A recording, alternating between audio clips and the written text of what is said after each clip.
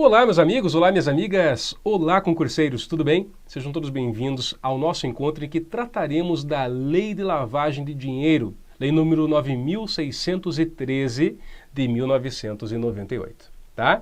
Lei de lavagem de dinheiro, alguns países da Europa, por exemplo, se usa muito o termo de branqueamento de capitais, tá? E é importante saber, desde já, que esse termo lavagem de dinheiro, ele não representa bem o alcance da lei, porque ela vai fazer muito mais do que tratar só de dinheiro, né? Por exemplo, nós temos a questão da ocultação ou dissimulação da propriedade de bens. Então, né, vamos acompanhar ao longo desses nossos encontros aqui, né, quais são os aspectos da lei. Vale lembrar, tá, que a gente vai dividir em vários pontos, para não ficar uma aula gigantesca de 3, 4 horas em vídeo, que claro, né, ninguém ia conseguir assistir. A gente vai pegar e desmembrar em pequenos pontos cada tema. Alguns vão demorar realmente, como esse, por exemplo, provavelmente é cerca de meia hora, 40 minutos, mas pro finalzinho você vai ver que vai ser tudo encontro rápido, para, né, ir matando cada um dos tópicos. Outra coisa importante, a lei da lavagem de dinheiro é de 98, porém, tá, em 2012 ela sofreu grandes alterações. Então assim, ó, essa lei aqui, ó, 12.683 de 2012, realmente ela alterou profundamente a lei de lavagem de dinheiro. Aí uma vez eu estava dando aula, e a gente tem os feedbacks que a gente recebe, né? E alguém, acima, criticou, porque a gente sabe que tem a crítica porque a pessoa pode curtir e mandar o comentário. Não, esse cara descurtiu, aí tem o assunto, né? Informação errada ou algo assim, e falou, pô, que absurdo, então por que você não dá uma aula sobre a lei 12.683? Não, deixa eu explicar, calma lá.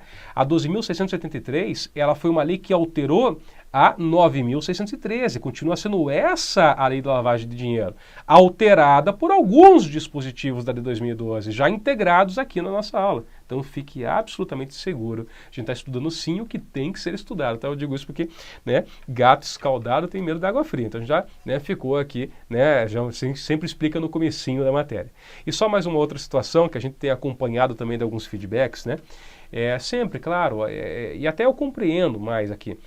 Alguns alunos, né, estão vendo, não gostam de aulas muito longas, estão acostumados às vezes com... Né, às vezes é questão de acostumar, né, acostumou com um padrão de 20 minutos de outros professores, de outro cursinho e tal, e não gosta quando pega uma aula um pouco mais longa, de 30 minutos, 40 minutos, 50 minutos. Gente, o nosso curso aqui, claro, não é o único, mas muitos não têm isso. Ele permite que você reveja as aulas quantas vezes quiser, você sabe disso, né? Você pode rever quantas vezes você quiser. E é uma aula à distância. Então, assim, eu não gosto de cortar uma ideia no meio. Então, assim, tem encontros que vão durar mais tempo, mas é só você pausar a aula. Não precisa, né, não tem motivo para desgaste, assim. Pausa a aula, depois você volta a ler, pausa ali em 30 minutos, se é o tempo que você considera mais correto, para que melhor do que ficar uma ideia quebrada. E eu falo, né, eu sou professor de graduação e pós-graduação também em Direito, dou aula na PUC. Aqui em Curitiba, e também na Faculdade Dom Bosco, além de pós-graduação para Polícia Militar, enfim, a gente está acostumado a dar aula presencial de 2, 3 horas, às vezes uma manhã inteira ou uma noite inteira dando aula. Claro que a gente fica um pouco viciado com isso, não é o objetivo. Mas vamos lá, né, gente? Faz um esforçozinho aí. 40 minutos, 50 minutos não é muito não, tá? Gente, vamos lá? Qual é a finalidade dessa lei? Olha só, hein? Tem muita gente que poderia pensar assim, punir a lavagem de dinheiro. Não está errado, mas está incompleto. Porque a lei ela tem 3 grandes funções. Primeiro, ela define e combate os crimes de lavagem e ocultação. Ok, então tem a questão da punição, tem o combate. Mas ela também quer prevenir a utilização do sistema financeiro para os ilícitos. Então, a lei vai ter um braço preventivo. E aí eu brinco, claro, isso é uma brincadeira, tá? Eu digo que, além de tudo, a lei cria um xerife para controlar tudo isso, que foi o Conselho de Controle de Atividades Financeiras, o COAF. Então, assim, a lei tem um braço repressivo, tem um braço preventivo e cria um xerife que é para controlar tudo isso. Na verdade, o COAF é como se fosse um órgão fiscalizador, que concentra algumas informações sobre a utilização do sistema financeiro, né? Porque, claro, é um dos métodos mais utilizados hoje para lavar dinheiro, movimentações financeiras de um banco para o outro e tal. Então, cada vez que tem uma movimentação atípica, opa, vai lá e já pisca a luzinha no COAF, ele vai recebendo todas essas movimentações. Não tenha dúvida, provavelmente algumas movimentações que você já fez no banco já foram comunicadas para o COAF. Não tenha dúvida disso, assim como eu. Porque assim, agora nós temos regras que valores ínfimos que são movimentados já são suficientes para serem encaminhados para lá. Absurdo, que absurdo, estão me investigando? Não, é que a função do COAF é essa. Eles vai ver se realmente a operação foi regular, se havia lastro para aquilo. Pô, calma lá, digamos, a minha conta, entra lá sempre o pingadinho de sempre. né? Sempre aquele pouquinho. De repente, pum, veio uma transferência para minha conta de 3 milhões de reais. Pô, calma lá, né? Da onde que veio esse dinheiro? Então aí sim, então obviamente vai ser comunicado e eles vão olhar o perfil da conta. Vão, calma lá, esse valor aqui tem que ter lastro. Da onde que entrou 3 mil na conta do Guilherme? Aí, eventualmente, vão ver que eu declarei no meu imposto de renda. Vamos supor, foi uma herança que eu recebi ou algo. Ok, então se tiver o lastro, não teve lastro, já encaminha para a polícia para averiguar. Era para funcionar bem, e funciona, mas não funciona para quem deve funcionar, porque a gente vê esses escândalos da Lava Jato, por os caras movimentaram bilhões, né, e não aparece, daí você fica até meio desesperançoso. Mas vamos lá, tá? Ficou claro então esses braços da lei? Então vem comigo aqui, ó. Olha a estruturação mesmo da lei. Esses aqui são os capítulos dela, mas eu gosto de ter uma visão global antes, para depois focar em cada uma. Então primeiro ela vai prever realmente o crime, então ela vai definir o crime, são regras de direito penal. Logo na sequência, ela prevê regras de direito processual, que também vocês vão ver que são relevantíssimas. É um outro encontro. Também, quais são os efeitos da condenação? O que acontece quando uma pessoa é condenada por lavagem de dinheiro? Também, o que acontece em relação a bens, direitos ou valores oriundos de crimes praticados no estrangeiro, né? E muitas vezes esses bens estão fora do país. Quem são as pessoas sujeitas aos mecanismos de controle? A partir daqui é interessante, porque a partir daqui você entra na parte da prevenção, tá? Então a lei ela vai estipular pessoas que ficam sujeitas a mecanismos de controle. Também, quais são os mecanismos de controle? Então a identificação dos clientes, a manutenção dos registros e a comunicação de operações financeiras. Essas pessoas que não cumprirem com essas obrigações, identificar, manter registros e comunicar operações financeiras, podem ser responsabilizados. Por isso há um tópico da responsabilidade administrativa. E por fim, é criado o xerife, que é o COAF, Conselho de Controle de Atividades Financeiras, e algumas disposições gerais são trazidas no âmbito da lei. Tá? Então, só para você ter essa visão um pouquinho global. Outra questão bastante interessante é o seguinte, olha só, gente, a lei ela surge em 98, tá? Como resposta a uma convenção, a Convenção de Viena, que tinha surgido antes. E assim, qual que é a origem, né, do crime de lavagem de dinheiro? Não a origem da lavagem, a origem da lavagem é muito mais antiga. Mas do crime da lavagem, tá? É por conta de uma recomendação da Convenção de Viena, que na verdade é uma convenção sobre tráfico de drogas. Olha que interessante. Só que, obviamente, se percebeu que o traficante, a atividade de tráfico de drogas, ela se utiliza da lavagem de dinheiro. Pois como o traficante vai justificar aquelas quantias enormes de dinheiro que ele movimenta? Como é que ele vai tentar dizer, olha, esse bolo de dinheiro que eu tenho aqui é lícito? Ele vai tentar realmente dissimular a origem para tentar dar uma aparência de licitude. Então, na Convenção de Viena já havia essa recomendação. Em 98, o Brasil ele vem e acaba, de fato, respondendo à recomendação. Pois bem, mais do que isso, então, o que eu quero dizer é o seguinte, antes de 98, o que hoje a gente vê como lavagem de dinheiro era visto tão somente como mero efeito da condenação. A pessoa poderia perder isso daí. Simplesmente, olha só o que acontecia antes. Antes de 98, então, eu pratiquei um crime de latrocínio, crime de roubo, estelionato, tráfico de drogas. Então, assim, uma vez que eu fosse condenado, esse dinheiro que era proveniente do crime, o máximo que ia acontecer é que o juiz ia determinar que eu perdesse esse dinheiro. Mas ia ter algum crime por conta do dinheiro que eu utilizei? Não, eu responderia pelo tráfico. Só. Bom, isso estava previsto no artigo 91 do Código Penal. Em especial, 91, inciso 2, a linha B. São efeitos da condenação, a perda em favor da União, ressalvado o direito do lesado de terceiro de boa-fé, do produto do crime ou qualquer bem ou valor que constitua proveito auferido pelo agente com a prática do fato criminoso. Tá? Então, era meramente, repito, um efeito da condenação. Meu caro, vai perder. Só que calma lá. A partir de 98, isso se tornou crime autônomo. Você traficou drogas e você comprou um apartamento com o tráfico de drogas? Você tentou dissimular a origem do tráfico para dizer que esse apartamento, a origem do dinheiro foi de tal coisa? Você tentou abrir uma empresa de fachada? Então agora você tem um outro crime além do tráfico, a lavagem. Beleza? E aí eu trago um conceito do Ricardo Andriucci sobre o que é lavagem. E é um conceito muito simples. Constitui a lavagem de dinheiro o método pelo qual um indivíduo ou uma organização criminosa processa os ganhos obtidos em atividades ilegais, buscando trazer para tais ganhos a aparência de ilicitude. Claro, a pessoa tenta trazer uma justificativa plausível para aquele dinheiro que ela tem. Nossa, da onde que vem tanta prosperidade, né? Não, tem uma lavanderia, né? E aí daí que surge o termo, né? Quando vem, né, money laundry, é dos Estados Unidos, década de 20, quando mafiosos começaram a abrir lavanderias nos Estados Unidos. E assim, é até uma brincadeira que eu faço, eu digo assim, as lavanderias como eram prósperas naquela época, porque esses caras assim movimentavam milhões. Claro que na época o FBI desconfiou, óbvio, né? Eu, pô, como é que tem uma lavanderia, a gente fica olhando, não entra ninguém, e de repente vem um cara com um balanço e diz que a lavanderia teve um lucro astronômico. Era daí que veio a ideia de lavagem de dinheiro. Era uma empresa de fachada que o camarada tinha, não gerava dinheiro nenhum, mas ele jogava no balanço como se gerasse um lucro tal. Então ele dizia, ó, tá vendo esses meus milhões? São das minhas lavanderias que dão super certo, né? Então é isso. Até hoje não mudou, gente. Assim, claro, né, você tem algum aperfeiçoamento, mas continua igual. Você veja esses casos da Lava Jato, o camarada vai lá, abre algumas empresas fora do país, então abre uma offshore lá, né, Ilhas Caimã, não sei aonde, né, uma empresa que daí não tem controle fora do país, né, e diz que de lá vem o dinheiro, tudo. Ele tenta justificar, ainda muitos tentam justificar assim. Então essa é a ideia, né, e por isso o conceito. A pessoa tenta dar uma aparência de licitude. Bom, quais são as fases da lavagem de dinheiro? Em quantas etapas a lavagem de dinheiro costuma ocorrer? Muitos autores dizem que são 3 fases, tá? A primeira fase é a chamada fase da conversão, da colocação, placement. Há uma discussão, alguns entendem que ocultação faz parte da segunda, outros dizem que é da primeira. Mas enfim, essa fase é quando a pessoa aplica o dinheiro no sistema financeiro ou transfere para outro local visando diluir ou fracionar grandes quantias. Tá? Né?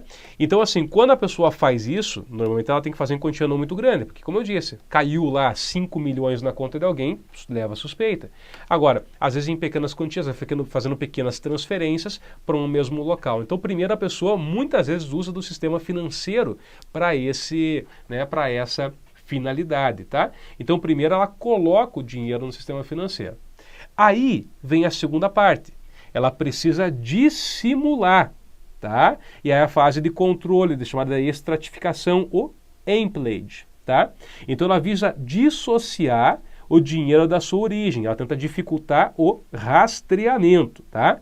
Normalmente ela movimenta o dinheiro de forma eletrônica, usa empresa fantasma, mistura dinheiro lícito com dinheiro ilícito, começa a colocar o nome de laranja, enfim, simula negócios que não existem. Então essa é a fase para tentar dissimular. O dinheiro está lá e vão tentar dizer que ele veio de outro lugar. Né? Essa questão, por exemplo, de misturar dinheiro de empresa lícita com ilícita é um dos métodos mais famosos. Porque a pessoa, às vezes, ela vai lá, ela tem uma empresa e, de fato, a empresa tem lucro. Só que um lucro menor. Mas aí o que ele faz? Ele vai misturando os dois porque dificulta o rastreio, porque eles têm que tentar separar exatamente cada depósito, cada coisa. Não é fácil, mas dá para rastrear. E, por fim, vem a fase da integração. Se o camarada conseguiu criar uma explicação legítima para a origem do dinheiro, né, como investimento financeiro, compra de ativo, aí então ele integra o dinheiro, ou seja, ele passa a poder utilizar no mercado lícito, enfim, como se fosse um dinheiro limpo, né? A lavagem de dinheiro então teria completado o seu ciclo. Se você entrar no site do Banco Central, lá você tem, né, no Banco Central a previsão das fases de lavagem. Ele vai falar, a primeira fase o placement, né, a colocação, a segunda fase eles vão chamar de layering, tá, que é a fase da estratificação, mas tem a ver justamente com a dissimulação que a gente falou. E a terceira fase é a integration ou integração. Professor, por que termos em inglês se a gente está no Brasil? É porque assim, realmente o combate à lavagem de dinheiro, enfim, ele sempre foi muito mais forte nos Estados Unidos, são precursores em relação a isso, até porque a lavagem de dinheiro, não vou dizer que ela surgiu lá, mas ela começou a ser investigada lá na década de 20 já. A Europa também hoje já tem, né, realmente tem um bom know-how no tocante a isso. E o Brasil busca dessas fontes. No site do COAF, sabe o xerifão que eu falei? Né? Enfim, no site do COAF também tem. Lá eles vão falar em colocação também. Aí eles colocam como segunda fase a ocultação e terceira a integração. Então veja que tem uma certa divergência entre, inclusive, instituições oficiais, tá? Entre Banco Central e COAF. Mas, de qualquer forma, é bom você conhecer isso, tá? Muito concurso cobra realmente quais são as fases da lavagem de dinheiro. Se vai ler a lei, isso não vai estar claro. Você tem que ter acompanhado a matéria. Outra coisa, eu não quero ensinar ninguém a lavar dinheiro aqui, evidentemente, mas todo o autor de lavagem de dinheiro, todo o manual vai trazer as técnicas mais utilizadas, até porque se a gente quer combater, Tem que conhecer a técnica. Então, olha só, algumas técnicas mais comuns são a mescla, né, também chamada de commingling, ou seja, a pessoa mistura o dinheiro lícito com o ilícito, a gente já falou. A criação de empresas de fachada, então a pessoa ela cria uma empresa para justificar a origem do dinheiro, como foi realmente a origem da lavagem. Mas assim, ó, reparem que hoje voltou à moda o contrabando. Mas contrabando mesmo, de transporte físico. Sabem por quê? Porque como o sistema financeiro hoje, né, ele está todo monitorado, que a ideia é, não pode ter transação financeira que, né, a gente não monitore. Então fica muito fácil rastrear. Voltou a história de dinheiro na meia, dinheiro na cueca, dinheiro em mala, e não é pouco, né? 50 e tantos milhões, não foi que encontraram na mala lá no apartamento do camarada? Pois é, isso tem um motivo, né? Por que tanta gente leva dinheiro na mala? Que é para fugir do sistema, né? O controle realmente que tem no sistema financeiro. Lógico, tá? Tem os seus motivos do contrabando de dinheiro físico estar acontecendo. Você acha que eles iam fazer isso se pudessem simplesmente fazer uma transferência eletrônica? Claro que não. É que eles estão tentando fugir de novo do sistema financeiro, tá? Então tem que tomar cuidado com isso. Até vocês vão se assustar agora. Eu trouxe aqui um dos melhores livros de lavagem de dinheiro, do André Calegari, um gaúcho que também, né, há tempos fala sobre o tema, e ele vai citar as seguintes, né, técnicas de lavagem. Olha o tanto, tá? Ele cita 15 técnicas, até a letra fica pequena para caber tudo na tela. Então ele vai falar, colocação através de entidades financeiras, ainda acontece, né? Embora contrabando físico hoje seja, vou falar seguro, não me interpretem mal, tá? No sentido de não ser monitorado. Fracionamento, ou seja, não adianta pegar uma quantia enorme e querer, né, colocar, porque vai chamar muita atenção. Então, fraciona em pequenos valores. Cumplicidade bancária. Cumplicidade bancária, e aí acrescenta a cumplicidade dos bancos estrangeiros lá embaixo, né? Isso acontece. Eu não vou poder falar aqui qual, mas teve um banco que teve que sair do Brasil. Não pense que foi só por livre e espontânea vontade, né? Você sabe, teve um banco que estava tendo problemas aqui, salvo engano, no México também, porque estava sendo acusado de ter extrema cumplicidade com mecanismos de lavagem de dinheiro, enfim, vai sendo vistas grossas para algumas operações, né, a ponto de realmente ter que abandonar o país. É isso mesmo, né? Se discutiu e muita gente acusou, né, essas instituições de, não digo ajudarem, mas de no mínimo lavarem as mãos para lavagem de dinheiro. Emprego abusivo de exceções da obrigação de identificar ou de comunicar. Cada vez está mais difícil. É que a gente vai ver que um dos mecanismos de controle é comunicar, por exemplo, pequenas operações.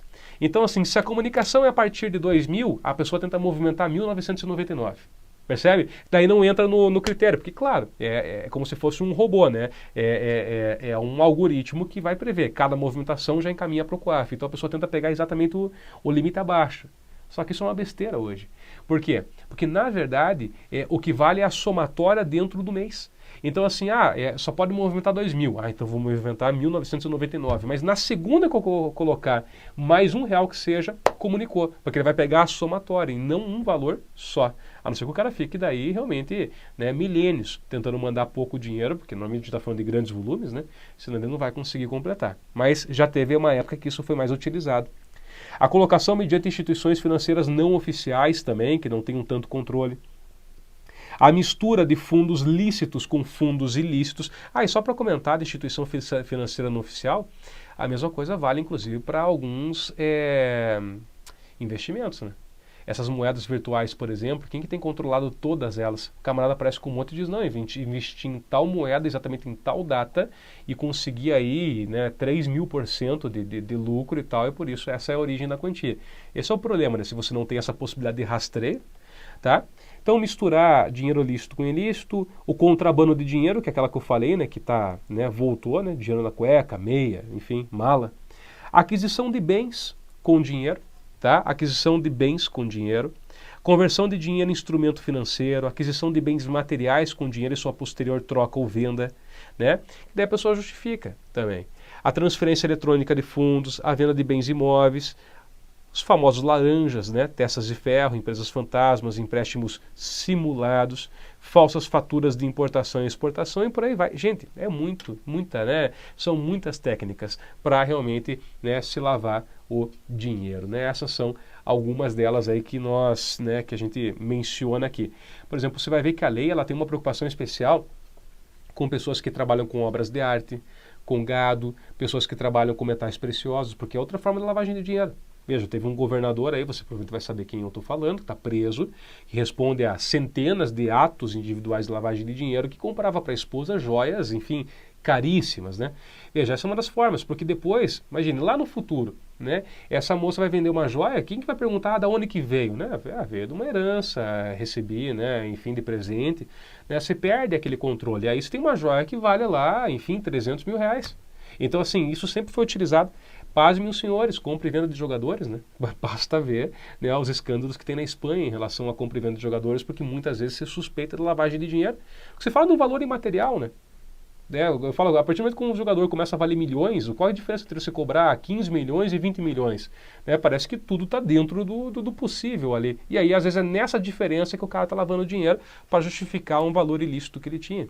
Enfim, tá? Por isso que vocês vão ver, a lei ela vai trazer várias tentativas de controle disso tudo. Tudo que a gente falou até agora foi preliminar, mas acreditem em mim, tudo que a gente falou poderia ser cobrado em concurso, tá? Em especial as fases da lavagem de dinheiro. Agora, a gente vai entrar na lei mesmo, de cabeça aqui, vamos lá para o artigo 1º da lei. Olha só. Então, o capítulo 1 trata do crime de lavagem ou ocultação de bens, direitos ou valores. E a primeira questão é definir assim, qual é o crime da lavagem? Então, o crime está previsto assim, ó. Ocultar ou dissimular a natureza, origem, localização, disposição, movimentação ou propriedade do quê? De bens, direitos ou valores, tá? Ainda que sejam, deixa eu achar uma cor diferente aqui, provenientes direta ou indiretamente de infração penal, tá? Então os verbos são ocultar, esconder, né, ou dissimular, tentar enganar, enfim, tentar misturar ali a origem, a natureza, a propriedade, a movimentação. Então, assim, meus caros, com todo o cuidado do mundo e não querendo aqui deixar ninguém chateado nem nada, né? Você pode acreditar no que você quiser acreditar, em especial quando se trata de político. Mas é evidente que numa lavagem de dinheiro não se passa recibo. É evidente que numa lavagem de dinheiro, por exemplo, um imóvel, a propriedade de um bem, não fica no nome da pessoa que está lavando o dinheiro, porque este é o método. Você coloca aquele imóvel no nome de outra interposta pessoa, muitas vezes um testa de ferro, né? Justamente isso é dissimular a propriedade de um bem. Esse é o crime. Esse é o crime, tá? Obviamente você sabe o que eu estou falando. Não sei se é verdade ou não. Eu posso até discutir, tá? Mas no caso dele, tá? Não vou falar quem é, mas no caso dele não foi. Tudo bem, você pode dizer que não foi, pode dizer que foi. Eu não li o processo inteiro, também não sei dizer. Mas eu digo assim, a lavagem de dinheiro existe quando alguém pega, por exemplo, eu utilizo um apartamento no qual eu coloco no nome de outra pessoa, né? Para tentar dissimular. Imagine que aquilo me foi dado a título realmente de uma contraprestação por qualquer coisa. Digamos, alguém vai me pagar honorários por um determinado caso que eu fiz, né? Só que eu não quero declarar, não quero pagar imposto nem nada. E aí, então, vamos imaginar que eu falo, então me compro um apartamento aí, mas deixo no teu nome e tal, né? A única discussão seria se nesse caso, né, eu responderia por lavagem porque o ato antecedente não era crime. Mas digamos que seja um favor ilícito que essa pessoa fosse me pagar. Imagina que ele me falasse, inclusive, ó, o único dinheiro que eu tenho aqui é decorrente de verbas públicas que eu posso te repassar. Eu falei, então não me repassa, não quero. Eu só quero que você compre o apartamento, fica no teu nome e eu uso ele. Pronto, estou lavando dinheiro. Tá? Essa é a ideia, porque eu estou dissimulando a propriedade, que na verdade então é minha. Então tem que tomar cuidado em relação a isso, tá? Em relação ao que configura a lavagem de dinheiro, tá? Ocultar ou dissimular. Natureza, origem, localização, disposição, movimentação e propriedade. Beleza? Olha a pena. Reclusão de 3 a 10 anos, além da multa. Agora eu quero que vocês notem o seguinte. Tá vendo esse termo final aqui, ó? Infração penal? Gente, se você for lá para a lei de introdução ao Código Penal, no artigo 1º, quase ninguém estuda ela, ela vai dizer assim, ó, quando eu falo em infração penal, eu estou falando de um gênero dentro do qual nós temos os crimes e nós temos também as contravenções. Temos os crimes e temos as contravenções. Os crimes são apenados com reclusão e ou multa e também com detenção e ou multa. Temos também as contravenções, que são apenadas com prisão simples e ou multa, ou então somente com a pena de multa. Ok? Muito que bem. Isso é uma infração penal. Isso daqui, gente, esse termo que foi utilizado, então, ele foi inserido na nossa lei de lavagem de dinheiro em 2012. Até então, só estava previsto crime. Antes de 2012, se encontrava ali assim: ocultar ou dissimular a natureza, origem, localização, disposição, movimentação ou propriedade de bens, direitos ou valores provenientes direto ou indiretamente de crime. Ou melhor ainda, dos seguintes crimes. 2 pontos e começava.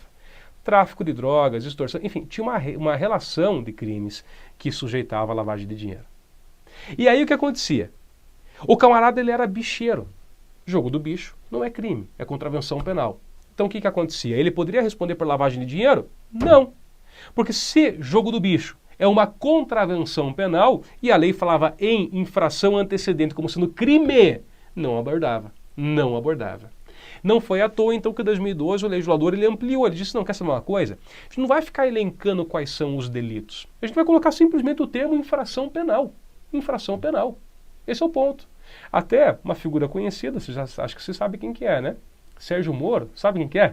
Enfim, ele tem um livro sobre lavagem de dinheiro e ele até faz uma crítica quando houve essa alteração, que ele falou: olha, teve um lado bom, e foi o fato realmente de você possibilitar que outras infrações que não eram possíveis de alcançar antigamente, agora possam, mas ele fala que tem um lado perigoso, que é de vulgarizar a lavagem de dinheiro e com isso o que poderia acontecer?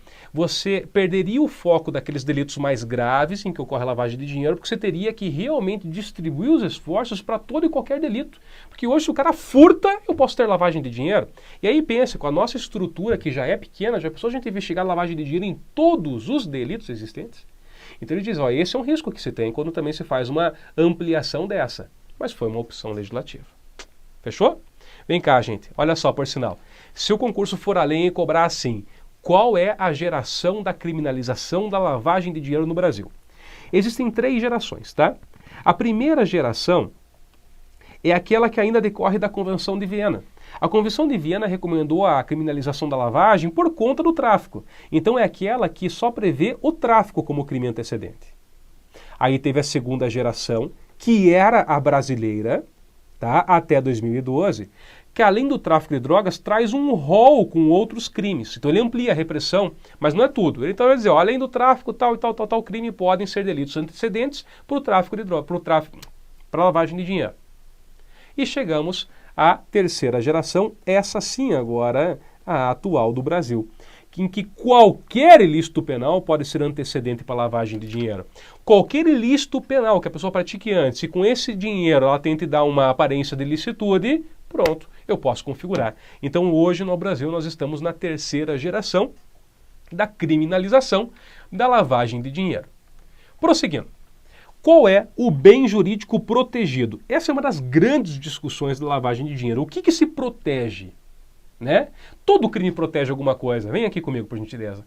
Se eu pego o homicídio, eu protejo a vida. Se eu pego lá o furto, eu protejo o patrimônio. Se eu pego o estupro, eu protejo a dignidade sexual. E aqui, então, qual que é o bem que eu protejo? E a doutrina, ela não chega no consenso. Alguns autores vão falar em administração da justiça, porque torna mais difícil identificar o autor do crime pela lavagem, tal.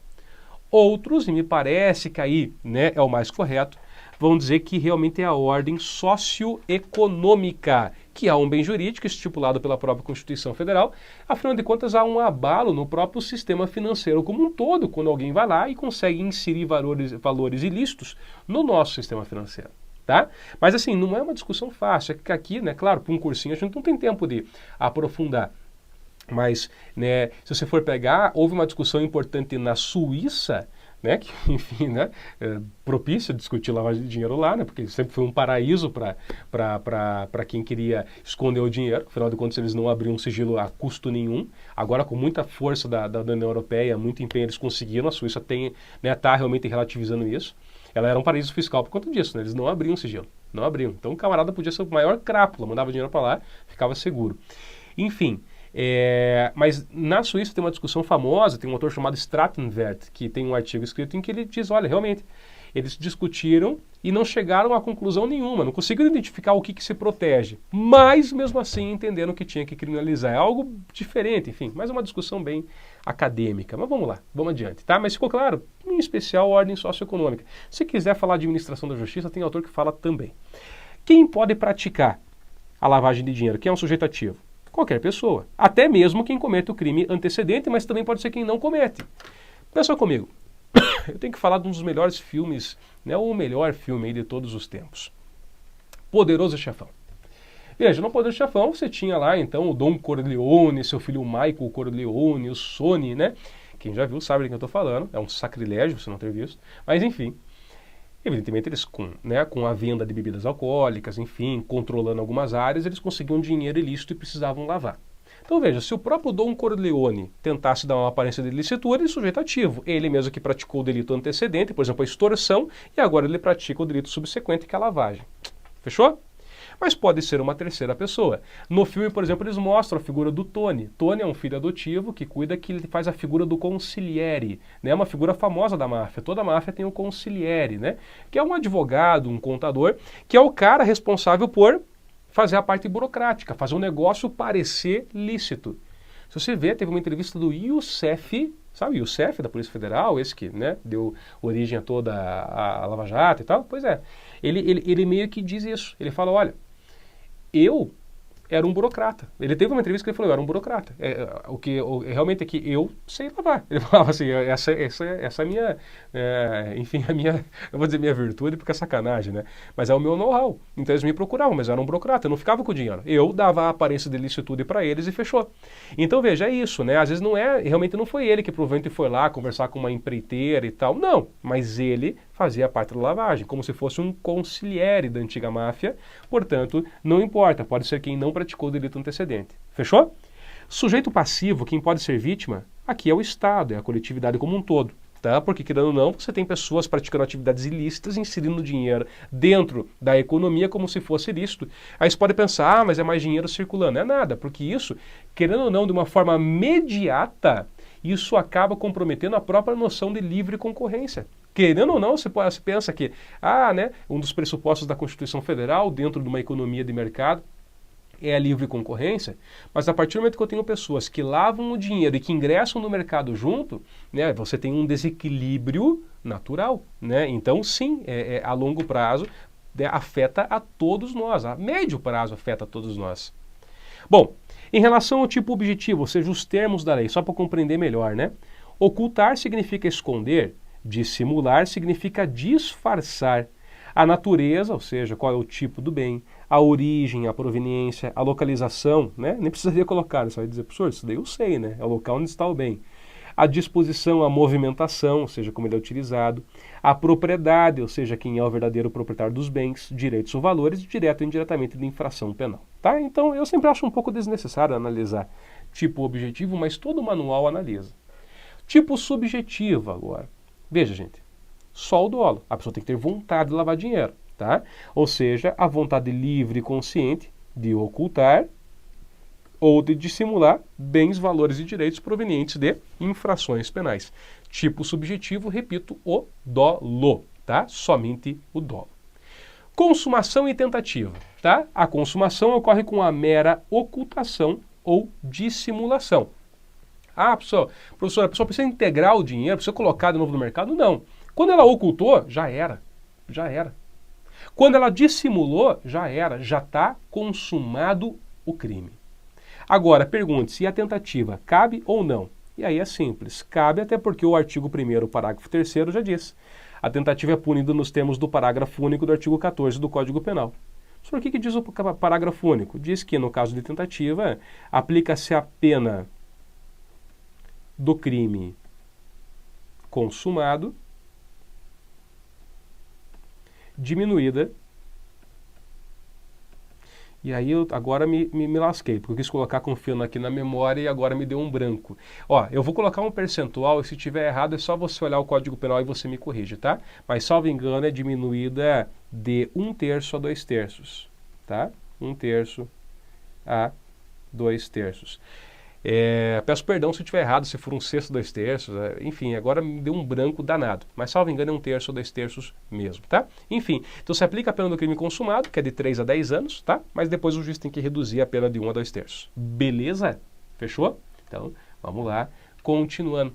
O artigo 1º, parágrafo 1º, traz causas de equiparação, ou seja, casos em que a pessoa vai responder pelo mesmo crime pela mesma pena de 3 a 10 anos. Olha só. Incorre na mesma pena quem, para ocultar ou dissimular a utilização de bens, direitos ou valores provenientes de infração penal, os converte em ativos lícitos, tá? Os converte em ativos lícitos. Então, ou seja, aqui é quando a pessoa conseguiu passar para a fase da integração. Se ela já converteu um ativo lícito é porque ela integrou. Também, quem adquire, recebe, troca, negocia, dá ou recebe em garantia, guarda quem tem em depósito, movimenta ou transfere, né? Esses valores, tá? Esses valores. Então, se eu guardo para a pessoa, se eu ajudo, então aqui nós temos um pouquinho da figura do partícipe, né? A pessoa realmente eu compro de alguém, claro que desde que ele saiba que aquele bem é proveniente de uma infração penal. E também quem importa ou exporta bens com valores não correspondentes aos verdadeiros, sabendo disso, né? Ou faz uma nota falsa com valores muito mais altos do que os reais, enfim, também. Continuando. O parágrafo 2º também traz causas de equiparação. Vai dizer assim, ó, quem utiliza na atividade econômica ou financeira, bens, direitos ou valores provenientes de infração penal. Então, de novo, eu tenho aqui, de certa forma, a integração, a pessoa já utiliza esses valores. E quem participa de grupo, associação ou escritório, reparem aqui, ó, tendo conhecimento de que sua atividade principal ou secundária é dirigida à prática de crimes previstos nesta lei. Olha que interessante. O camarada, ele não, digamos, né, eu posso não lavar dinheiro nenhum, mas eu sou contratado por um escritório, imagina uma grande banca, chego lá e começo a estranhar e tal, e eu vejo e descubro, aquele é um escritório de lavagem de dinheiro, só.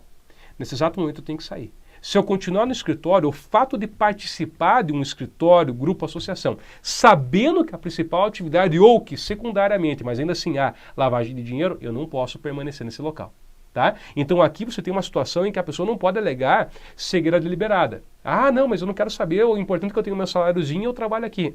Tem que sair, tá? Se for realmente atividade de lavagem de dinheiro.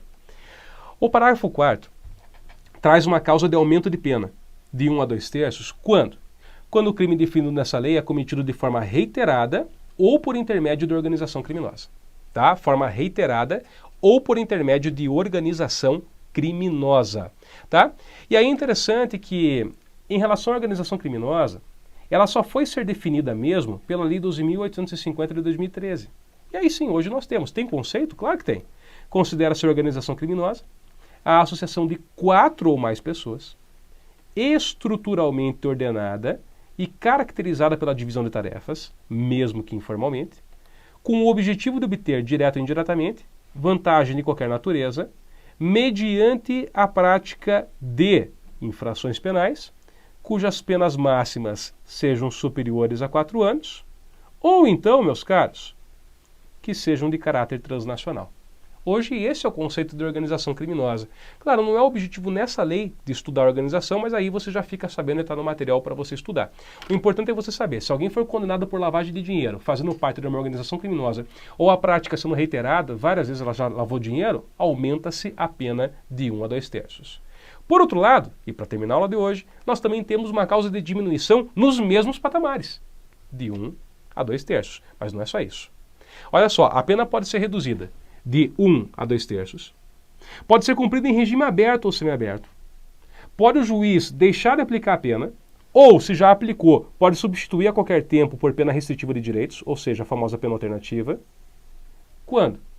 Reparem comigo, se o autor, coautor ou partícipe colaborar espontaneamente com as autoridades, prestando esclarecimentos que 1. conduzam à apuração das infrações penais, então eu descubro o crime. 2.